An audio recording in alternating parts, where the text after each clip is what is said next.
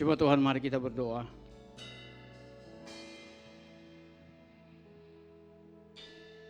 Mengenal Tuhan itu lebih dari segalanya. Mengenal Tuhan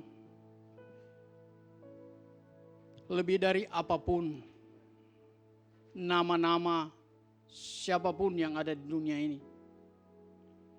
Dan mengenal Engkau Tuhan membuat hidup kami tahu siapa Tuhan yang kami sembah, siapa Tuhan yang kami puji, siapa Tuhan yang harus kami dengar. Kami bersyukur Tuhan, biarlah hidup kami adalah hidup yang mau terus mengenal Tuhan di sepanjang hidup kami. Tuhan, terima kasih untuk segala kebaikan-Mu bagi kami semua. Kami mau membaca firman-Mu Tuhan hari ini, saat ini. Ampuni hamba-Mu dan kami semua Tuhan. Engkau berkenan atas hidup kami Tuhan. Roh Kudus pimpin hamba-Mu dan kami semua dalam menyampaikan dan mendengarkan firman-Mu. Kami siap Tuhan. Kami siap untuk ditegur, dididik oleh firman Tuhan. Dalam nama Yesus. Semua yang siap bersama katakan amin. Silakan duduk. Ya.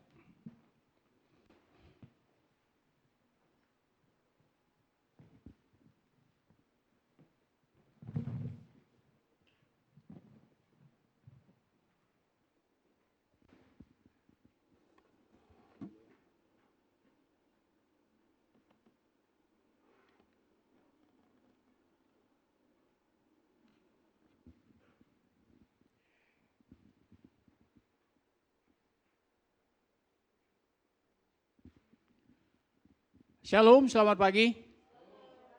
Ya, puji nama Tuhan.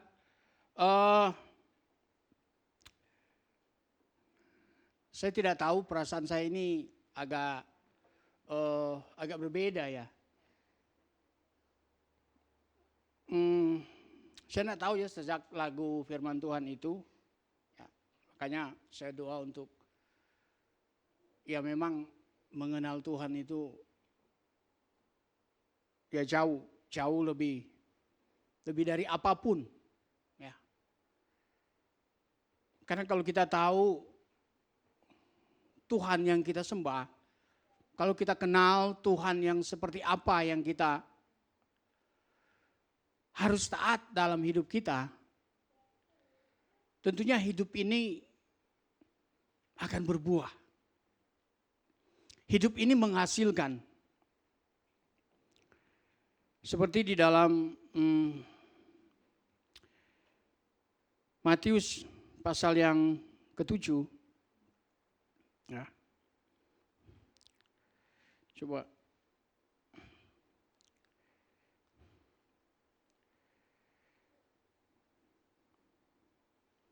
Matius 27 ayat 24.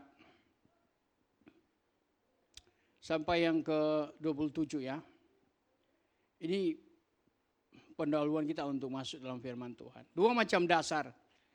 Setiap orang yang mendengar perkataanku ini dan melakukannya, ia sama dengan orang yang bijaksana, yang mendirikan rumahnya di atas batu. Kemudian turunlah hujan dan datanglah banjir. Lalu angin melanda rumah itu.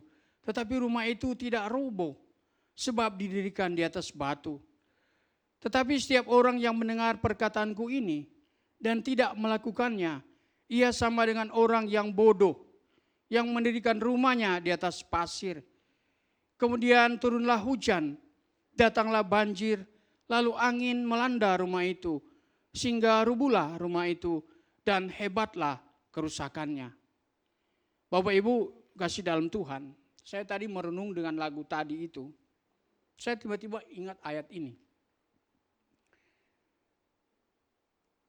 Kita ya orang Kristen, orang percaya. Alkitab itu tadi sudah mengatakan bahwa sebenarnya simpel kekristenan itu. Tapi terkadang manusia yang bikin ribet. Alkitab sudah mengatakan bahwa untuk menjadi bijak, kita itu cukup dengar dan lakukan firman. Tapi kalau kita menjadi orang yang bodoh, artinya kita hanya mendengar, tapi tidak melakukan. Itu saudara. Hidup ini, ya hidup kita sekarang ini, ada begitu banyak persoalan. Begitu banyak tantangan dalam kehidupan kita, saudara. Kalau di dalam ayat paralelnya, di dalam Lukas pasal 6, di situ dikatakan orang yang dengar firman itu, orang yang bijak itu kokoh, tidak akan goyah selamanya. Bayangkan Bapak Ibu, kalau dasar kita itu firman, saya pikir selesai hidup kita ini di dunia ini. Artinya, apapun yang kita alami, apapun yang terjadi dalam hidup kita ini, kita kuat kok. Kita tidak akan goyah Bapak Ibu. Kita tidak akan goyah. Persoalannya, apakah kita ini menjadi orang Kristen yang mendengar, yang selalu ada di dalam gereja, yang selalu ada dalam persekutuan komsel, persekutuan doa, doa semalaman, doa keliling, doa-doa apapun, seluruh kegiatan hadir. Tapi apakah itu membuahkan sesuatu dalam hidup kita?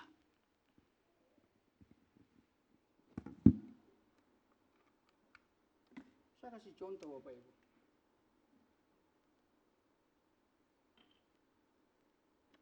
Ini air mentah ya, bukan air ini, Pak Roy.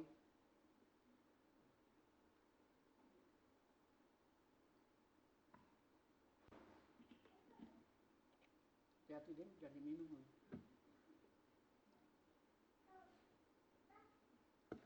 Ini batu.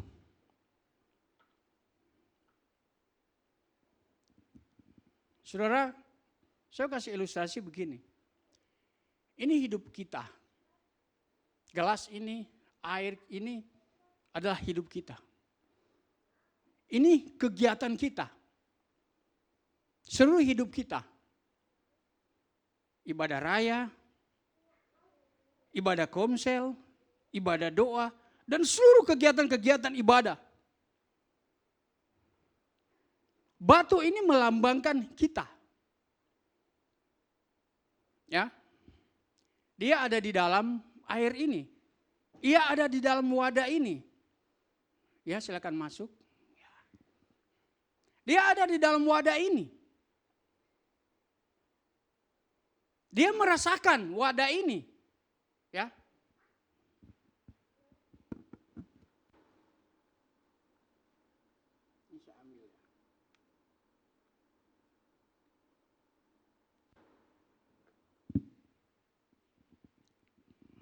Minimal hanya basah.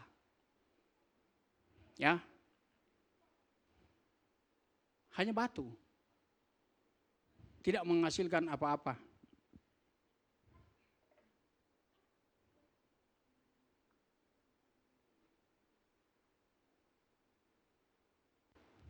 Ini tisu. Sama. Saya celupin. Di dalam wadah yang sama, kita ada dan kita hadir.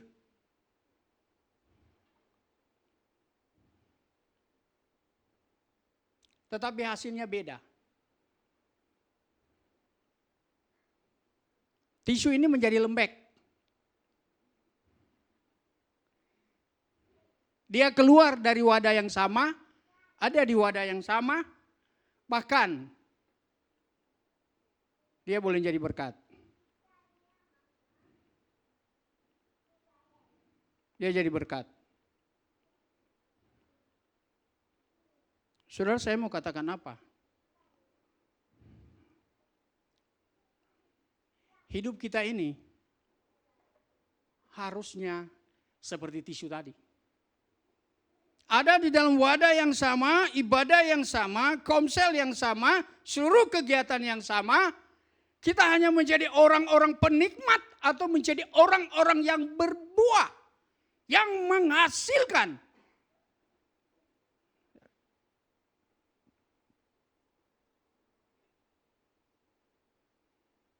Wadah sama, kegiatan sama, hasilnya beda. Kenapa itu, saudara?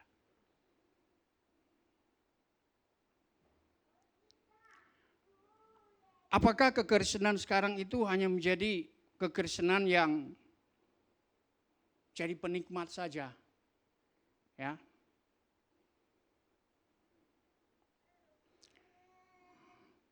Padahal Lukas dan Matius tadi yang sudah kita baca, itu menjelaskan bagaimana orang yang mendengar firman Tuhan.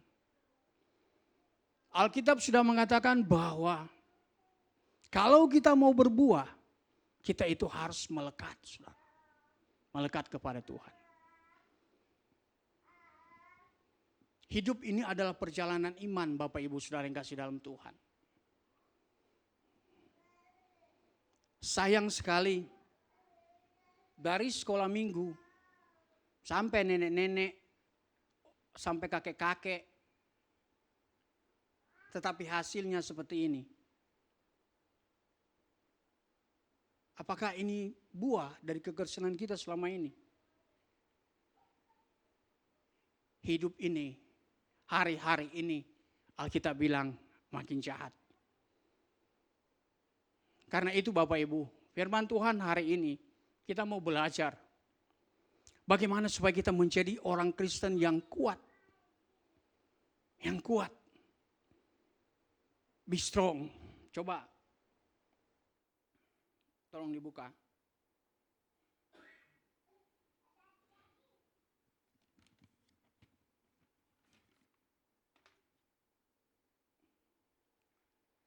Mari kita lihat Ibrani pasal 12 Bapak Ibu.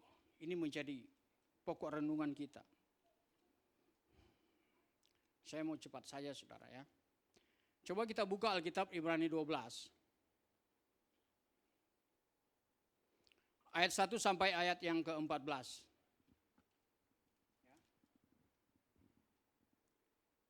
Yuk mari kita baca sama-sama. Supaya sama-sama kita baca firman Tuhan. Jangan-jangan di rumah nggak baca firman Tuhan, minimal di gereja kita baca. Ya. Nasihat supaya bertekun dalam iman. Saya ayat 1 Bapak Ibu, ayat 2 begitu seterusnya. Sampai ayat 14. Karena kita mempunyai banyak saksi bagaikan awan yang mengelilingi kita. Marilah kita menanggalkan semua beban dan dosa yang begitu merintangi kita.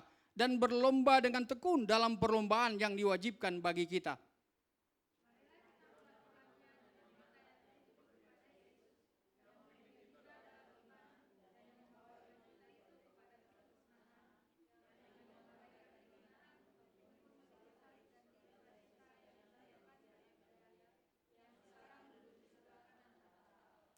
Ingatlah selalu akan Dia yang tekun menanggung bantahan yang sehebat itu terhadap dirinya dari pihak orang-orang berdosa, supaya jangan kamu menjadi lemah dan putus asa.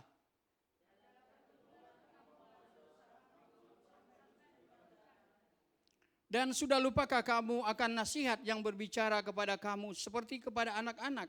Hai anakku, janganlah anggap enteng didikan Tuhan. Dan janganlah putus asa apabila engkau diperingatkannya.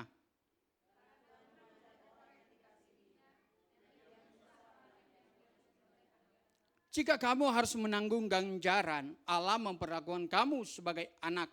Di manakah terdapat anak yang tidak dihajar oleh ayahnya?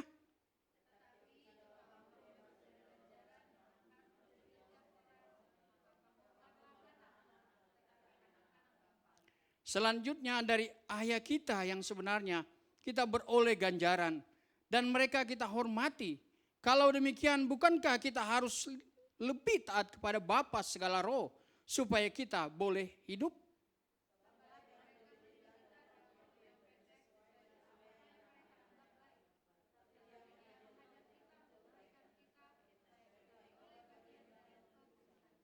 Memang tiap-tiap ganjaran pada waktu ia diberikan tidak mendatangkan sukacita tetapi duka cita. Tetapi kemudian ia menghasilkan buah kebenaran yang memberikan damai kepada mereka yang dilatih olehnya.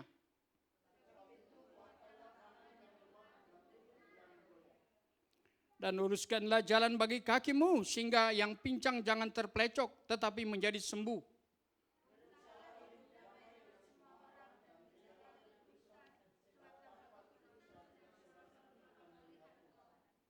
Ya.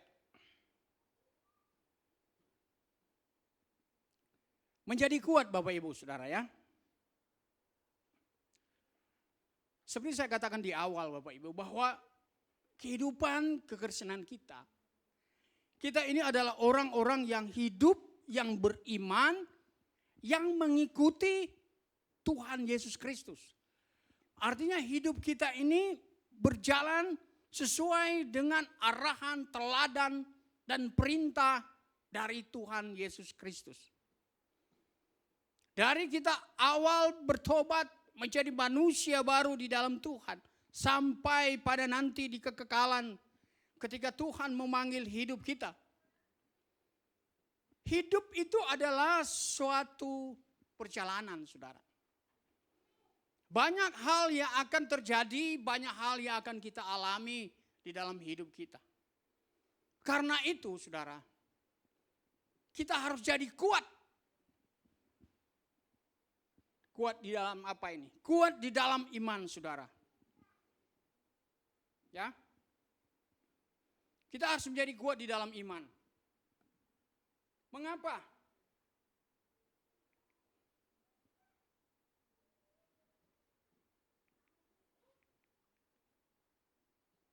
Ya. Mengapa kita harus kuat dalam iman, Bapak Ibu? Ini penting. Ya. Kita akan melihat saudara, satu tema ini di dalam ayat 1 sampai ayat 14 secara ekspositori singkat, saudara ya. Sederhana. Mengapa kita harus kuat dalam iman, Bapak Ibu jemaat yang kasih dalam Tuhan? Karena hidup itu adalah perlombaan. Ya kan? Sudah dikatakan tadi? Karena kita mempunyai banyak saksi bagaikan awan yang mengelilingi kita. Marilah kita menanggalkan semua beban dan dosa begitu merintangi kita dan berlomba dengan tekun dalam perlombaan yang diwajibkan bagi kita. Mengapa kita harus kuat di dalam iman? Karena hidup kita ini adalah sebuah perlombaan. Sebuah perlombaan.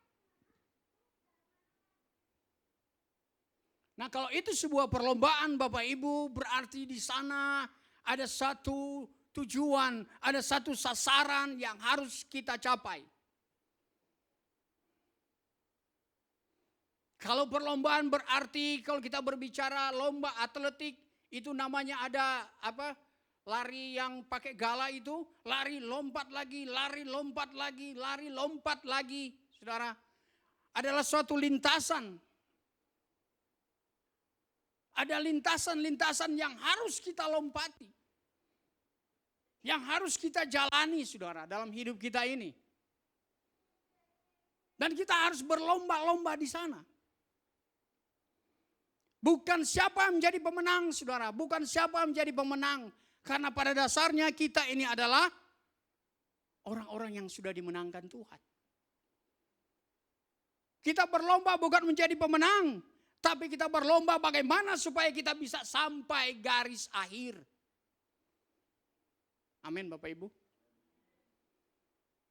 Bukan pemenang karena kita bahkan sudah lebih dari pemenang. Apalagi yang kita mau cari dalam hidup kita ini. Jadi berlomba di sini adalah bagaimana supaya kita itu bisa mencapai garis akhir, saudara. Dalam suatu lomba lari atletik di Olimpiade. Saya lupa tahun berapa, tapi ini kisah nyata. Saya cari-cari videonya, nggak ketemu. Saudara, seorang pelari yang dijagokan nomor 1 pemegang medali emas. Olimpiade 400 meter.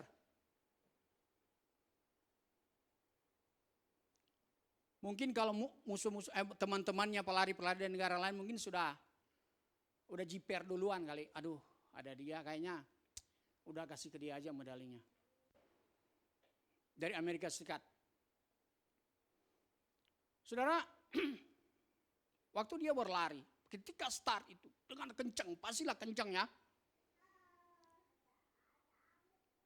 Di beberapa lintasan akhirnya dia mengalami kram otot betisnya. Saking cepatnya berlari akhirnya dia harus berhenti dan akhirnya harus berjalan.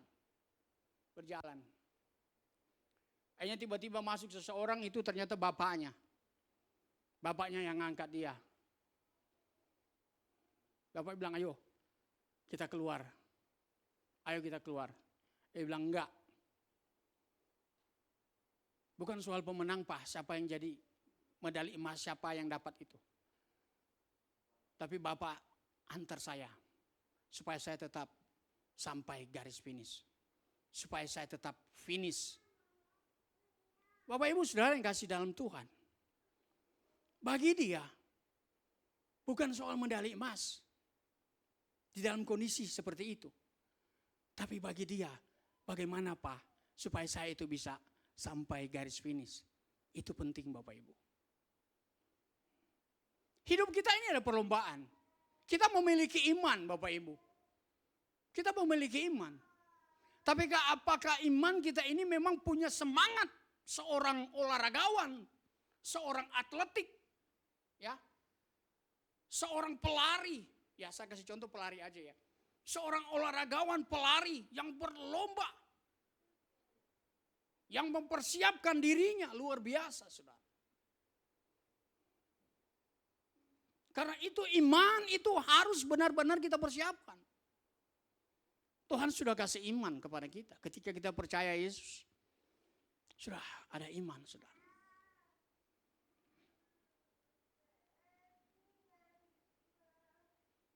Karena itu saudara, karena hidup ini adalah suatu perlombaan, maka yang pertama, harus tanggalkan beban dan dosa.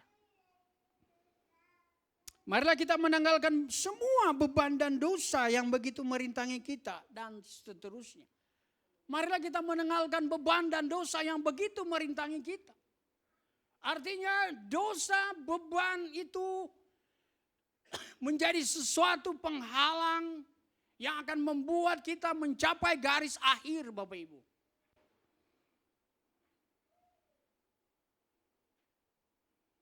Saya sudah pernah mengatakan, seorang pelari saudara itu celananya pendek, ringan, sepatunya nggak mungkin pantofel kayak saya, gitu ya. Itu cepat sepatu running ya, memang untuk seorang sprinter dibuat secara khusus saudara. Supaya kaos, baju yang dipakai itu juga senyaman mungkin. Ya. Supaya itu tidak menjadi beban bagi dia untuk lari. Pernah nonton lomba lari kan Bapak Ibu? Yang resmi-resmi ya. Kadang kan kalau di 17-an kan kadang-kadang ada juga masih pakai celana pendek yang agak berat-berat, jeans begitu ya. Yang resmi ya. Oh coba lihat pelarinya. Celana pendek. Senyaman mungkin, seringan mungkin. Artinya jangan sampai ada yang membebani tubuh mereka untuk mereka berlari. Sama halnya dalam hidup kita Bapak Ibu. Ini beban saudara. Saya tidak tahu hari-hari ini beban di hidup kita itu seperti apa beratnya.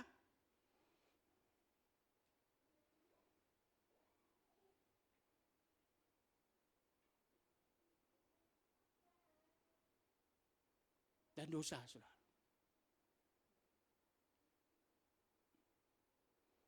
Tuhan bilang, kalau kamu punya beban berat, come on, datang kepadaku. Ya. Saya tidak tahu saudara, ketika kita memiliki beban berat, apa yang kita lakukan, apa yang kita pikirkan.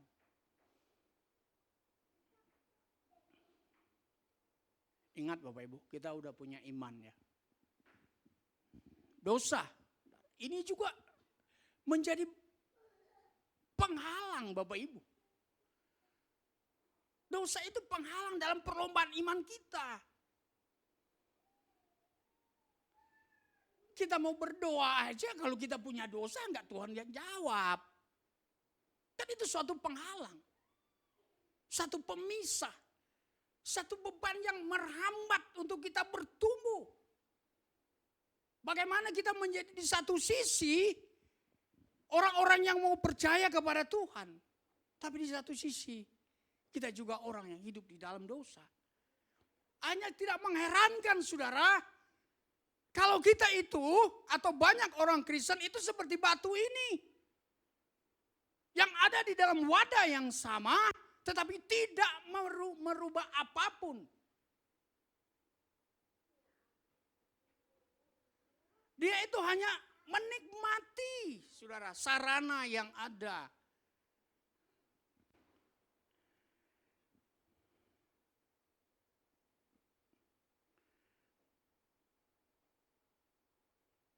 Ingat Bapak Ibu, iman kita adalah berlombaan, saudara. Kita harus berlomba di dalam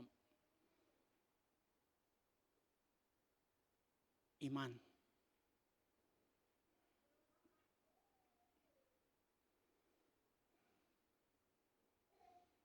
Kita ini lebih daripada pemenang, saudara. Nah, saya mau jelaskan ini begini Bapak Ibu saudara. Kenapa kita itu lebih dari pemenang? Ini harus kita benar-benar ingat, harus benar-benar kita mengerti saudara.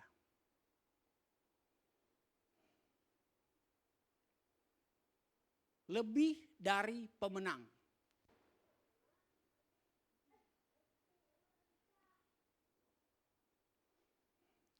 Spanyol baru juara Eropa ya, sepak bola.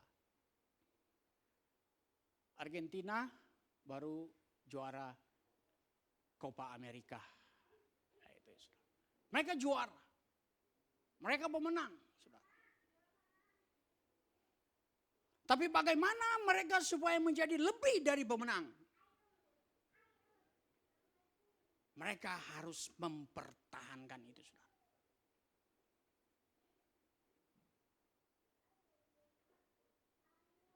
Karena menjadi pemenang itu adalah proses bagaimana kita menjadi pemenang.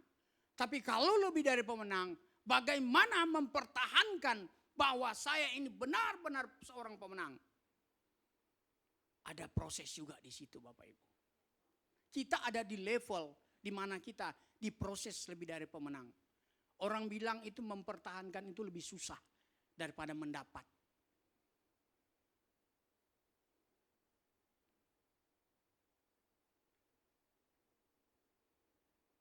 Pak Ahok sering bilang, mau lihat orang karakternya baik, kasih aja dia jabatan. Gitu kan? Dia proses bekerja dari karyawan biasa, naik tingkat ke supervisor, manager. Dia pemenang, jadi manager. Tapi di posisi manajernya dia cuma sampai pemenang. Dia tidak dapat mempertahankan posisi itu. Mempertahankan. Justru setelah jadi manajer, jadi berubah hidupnya. Sudah makin sombong dan kayaknya sudah punya segala sesuatu. Contoh ya. Bagaimana proses di dalam kita mempertahankan itu saudara. Kemenangan yang sudah kita raih.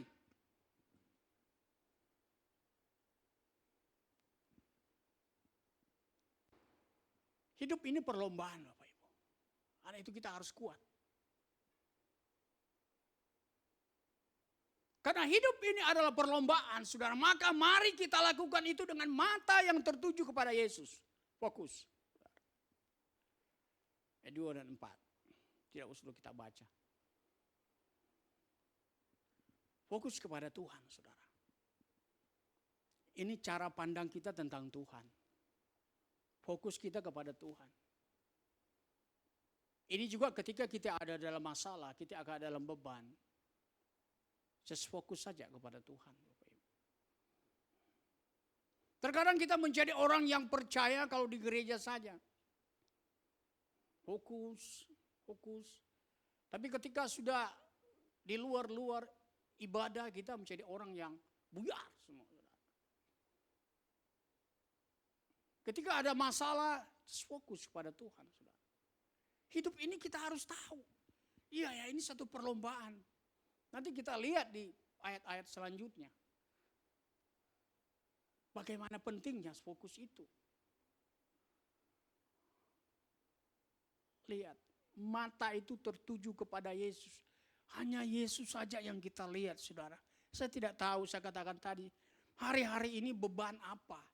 Dosa apa yang sering merintangi perjalanan hidup iman kita? Saya tidak tahu dosa-dosa yang kita buat.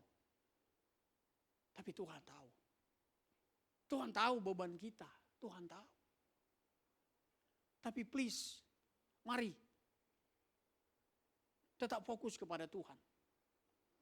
Tetap fokus kepada Tuhan. Cari Dia, cari Dia.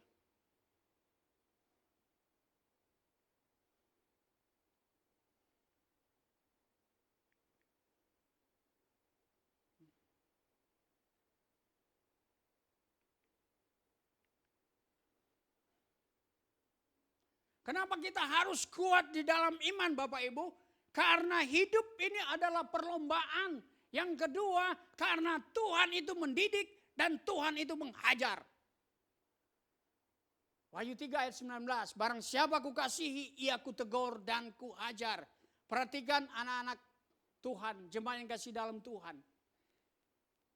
Terkadang kita selalu disuguhkan dengan Tuhan itu baik, Tuhan itu baik, Tuhan itu baik. Akhirnya ketika sesuatu yang tidak baik terjadi, kita kecewa dengan Tuhan. Saya percaya bahwa Tuhan itu memang baik. Bahkan Dia sangat baik, Bapak Ibu.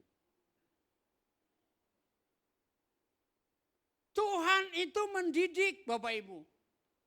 Karena itu persiapkan imanmu. Persiapkan hidup kita.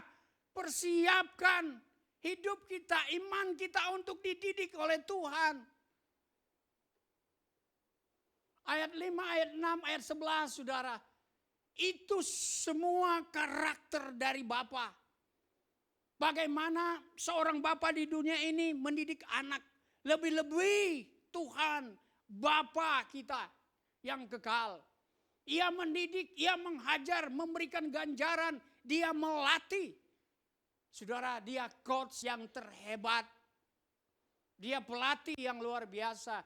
Itulah Bapa kita.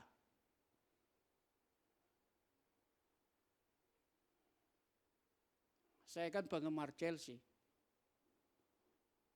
Jadi saya melihat mereka sudah mulai latihan dengan pelatih mereka yang baru. Dim, siapkan MU-mu Dim. Dengan pelatih yang baru, mulai training. Lari, bos segala macam.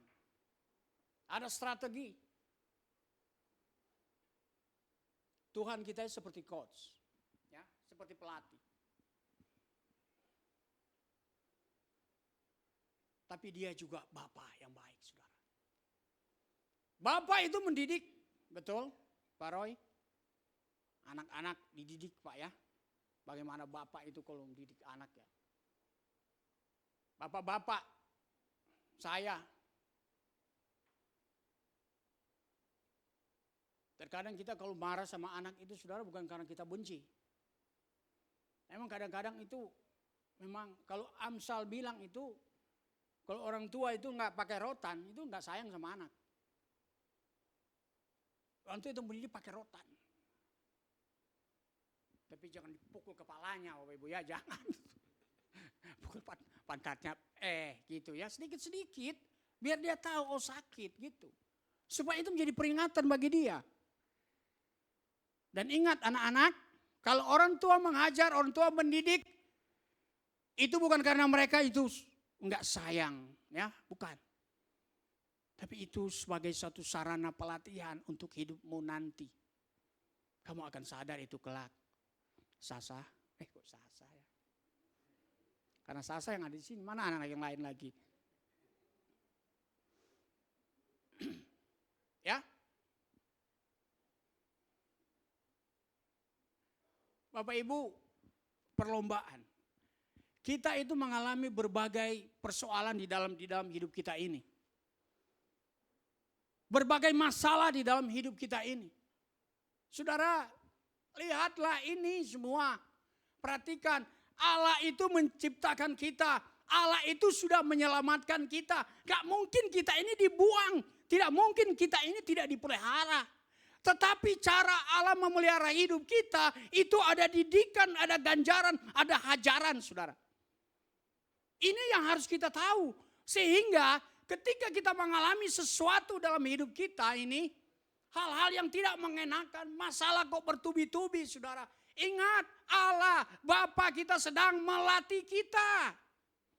Amin. Jangan melihat itu, wah Tuhan tidak sayang. Kenapa masalah ini enggak selesai-selesai.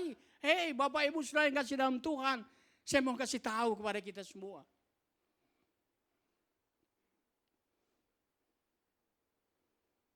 Ada masalah itu.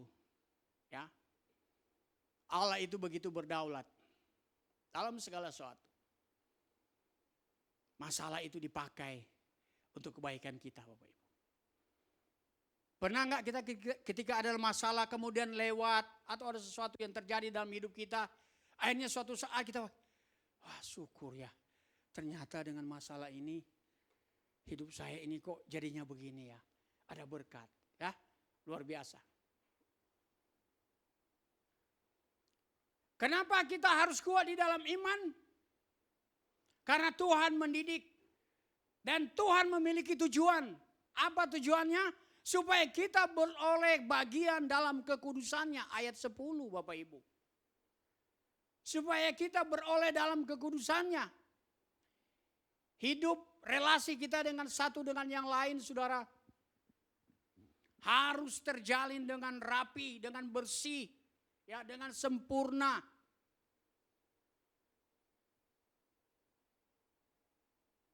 Nanti saya dalami ini ayat selanjutnya Bapak Ibu ya. Bagian-bagian terakhir. Kemudian ada proses di sana. Tuhan proses didikan ya dari ganjaran itu. Tidak mendatangkan sukacita tetapi duka cita. Betul Bapak Ibu. Masalah itu enggak mendatangkan kita senang. Ya. Tetapi duka cita. Lebih pada kesedih. Lebih kepada kemuraman. Kita jadi murem. Ya. Kan memang enggak enak saudara ketika ada masalah. Ketika beban hidup kita terlalu berat, nggak enak saudara. Ya kita sudah bilang, nggak datangkan sukacita emang. Artinya kita akan mengalami saudara, tekanan-tekanan dalam hidup kita. Tetapi hasil dari didikan Tuhan, buah kebenaran yang memberikan damai sejahtera ini saudara Bapak Ibu, masih dalam Tuhan. Ini hasil ketika Tuhan memang mendidik kita. Ketika Tuhan menghajar kita.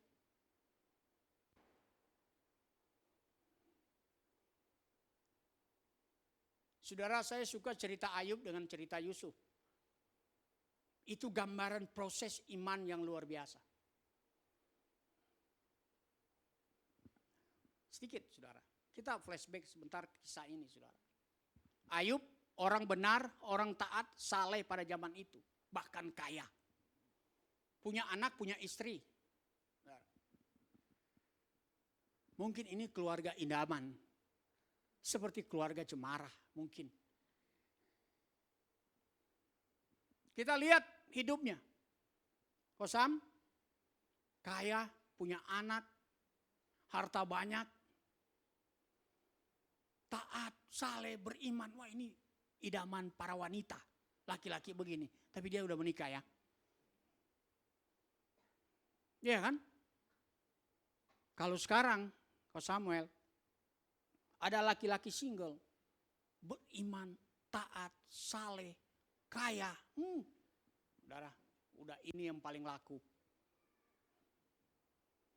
Tapi kalau orang sekarang kan beda. Mau dia jelek, yang penting duitnya bagus. Iya kan? Iman tunggu dulu. Memang mau makan iman. Kita butuh nasi, bukan butuh iman. Nah itu kan. Orang-orang sekarang kan kadang-kadang begitu. Memang Pak gak ada duit, kalau lapar doa aja langsung kenyang. Kalau ada duit, tinggal beli, kenyang. Bener juga. Tapi apakah itu benar? pandangan seperti itu? Kita sendiri yang jawab. Terjadi sesuatu, Samuel. Ayub dari kepala sampai ujung kaki itu kena masalah, saudara. Kena sakit, saudara. Kena borok, luka-luka, saudara. Sampai Alkitab bilang kalau dia gatal, dia pecahin beling untuk garuk-garuk. Saking gatalnya luka-luka itu. Ya. Hartanya habis semua. Ya. Hartanya habis loh, Ibu Faud. Hartanya habis. Anak-anaknya mati semua. Anak-anaknya mati semua. Coba orang zaman sekarang. Orangnya dari puncak-puncaknya, ya kan? Anaknya mati, hartanya habis. Saya mau katakan kalau orang zaman sekarang enggak bunuh diri aja sudah bagus dia. Ya. Enggak gantung diri udah bagus. Enggak lompat dari apartemen udah bagus. Lagi di puncak, saudara, uang semua habis, anak-anak mati, harta habis. Coba itu kalau terjadi dalam kehidupan orang-orang hari-hari ini. Pasti kecewa sama Tuhan. Tapi Ayub bilang, Tuhan yang memberi, Tuhan yang mengambil, terpujilah nama Tuhan. Dalam kesemuanya, Ayub tidak berdosa. Ini saudara. Ketika dalam hidup kita, perlombaan-perlombaan yang harus kita jalani, saudara. Apapun persoalannya, saudara. Jangan sampai kita berdosa. Jangan sampai kita berdosa, Bapak Ibu. Kita harus menang seperti Ayub. Yusuf, udahlah Bapak Ibu sudah tahu ya. Tapi cepat.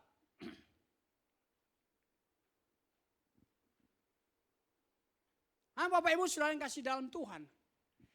Kenapa iman kita harus kuat? Karena hidup adalah perlombaan. Karena Tuhan menghajar dan mendidik. Nah ketika kita sudah tahu itu semua, bagaimana respon iman kita?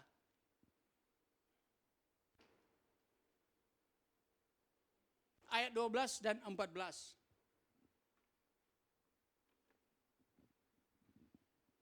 Respon iman kita yang pertama, kuat dan jangan goyah, Bapak Ibu. Sebab itu kuatkanlah tangan yang lemah dan lutut yang goyah. Dan luruskanlah jalan bagi kakimu. Sehingga yang pincang jangan terpelecok tetapi menjadi sembuh. Berusahalah hidup damai dengan semua orang dan kejarlah kekudusan. Sebab tanpa kekudusan tidak seorang pun akan melihat Tuhan. Nah ini saudara. Ketika kita tahu bahwa hidup kita ini harus berlomba. Ya. Ketika kita tahu Tuhan itu mendidik. Dengan segala caranya. Bagaimana respon kita saudara? Yang pertama kita harus kuat saudara. Jangan goyah. Bagaimana kuat dan goyah? Itu yang tadi saudara. Yang mendengar dan yang melakukan firman Tuhan. Itu tidak akan goyah Bapak Ibu. Amin Bapak Ibu. Amin. Jadi kalau dia lemah, baru dikit dah goyah. Sudah tahu jawabannya. Alkitab secara tidak langsung sudah memberi jawaban.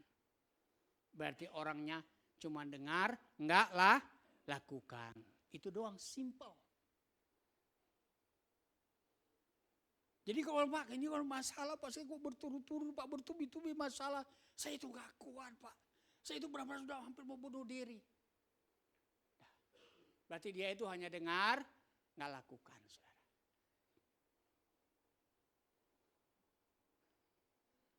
Kalau orang itu hidup dengar lakukan, saya pikir mungkin konselor-konselor Kristen di dunia ini sudah gak diperlukan lagi. Sudah gak ada orang datang konseling.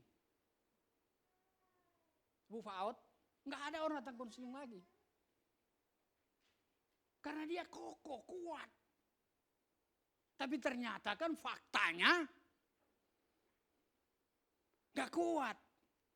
Karena itu membutuhkan penanganan. Harus datang konseling. Ya. Hidup damai dengan semua orang. Nah Bapak Ibu Saudara yang kasih dalam Tuhan. Ayat 12 dan 14 ini mengandung dua pesan penting. Yang pertama, mengingatkan umat Kristen dan pentingnya menjaga hubungan baik dengan sesama. Ini penting Bapak Ibu. Ya, jaga hubungan baik dengan sesama. Karena kita harus hidup damai dengan semua orang. Ada di sini hubungan dengan tetangga baik-baik saja atau lagi bermasalah? Bu Nita, aman ya? Aman, puji Tuhan. Ya. Pak Luki, aman Pak ya? Sama tetangga. Tapi saudara, aman juga ya. Penting Bapak Ibu, saudara. Kita duduk di sini beribadah, haleluya. Tetanggamu nggak beres, saudara. Orang Kristen. Oh, dia yang salah kok, ngapain gue yang samperin dia?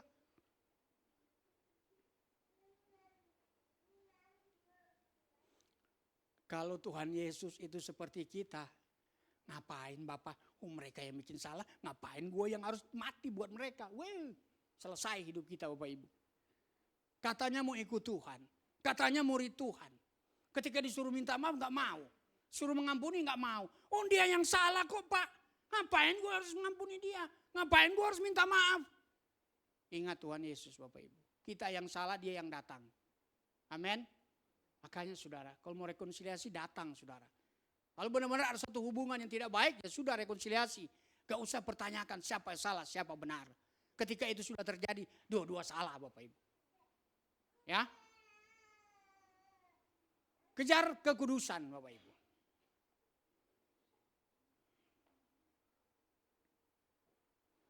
Ini penting saudara, dengan menguduskan diri, seseorang akan terhindar dari segala perbuatan salah yang dilarang oleh Tuhan.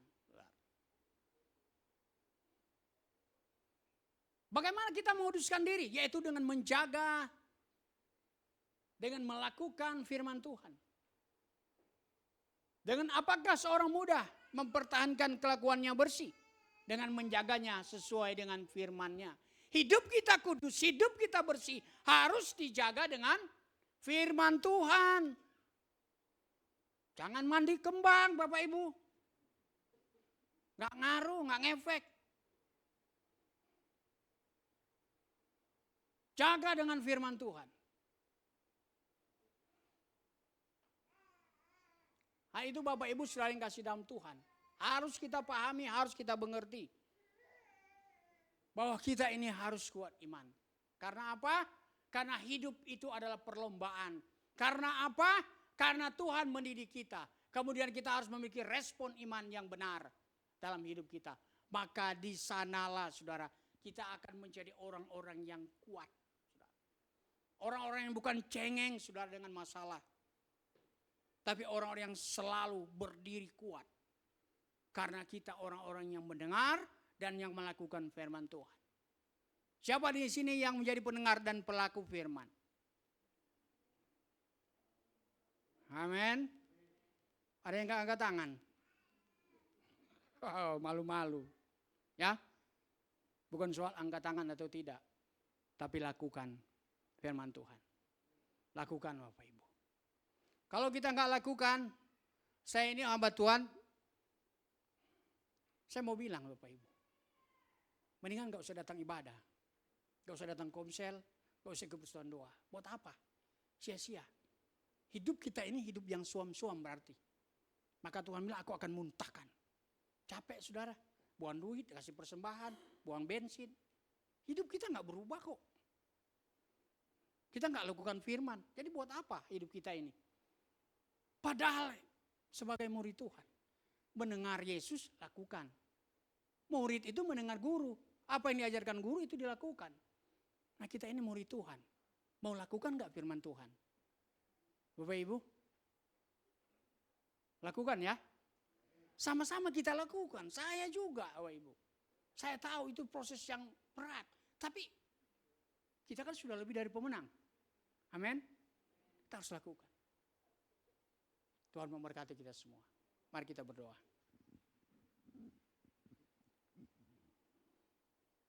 Kami bersyukur kepada Engkau Tuhan.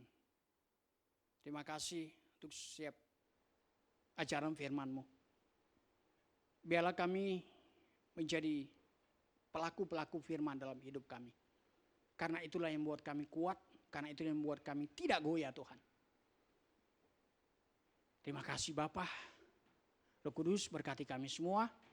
Hari-hari hidup kami. Pegang tangan kami Tuhan. Pegang hidup kami Tuhan. Terima kasih Bapa, berkati kami semua. Dalam nama Tuhan Yesus kami berdoa mengucap syukur. Haleluya. Amin. Tuhan Yesus memberkati kita semua.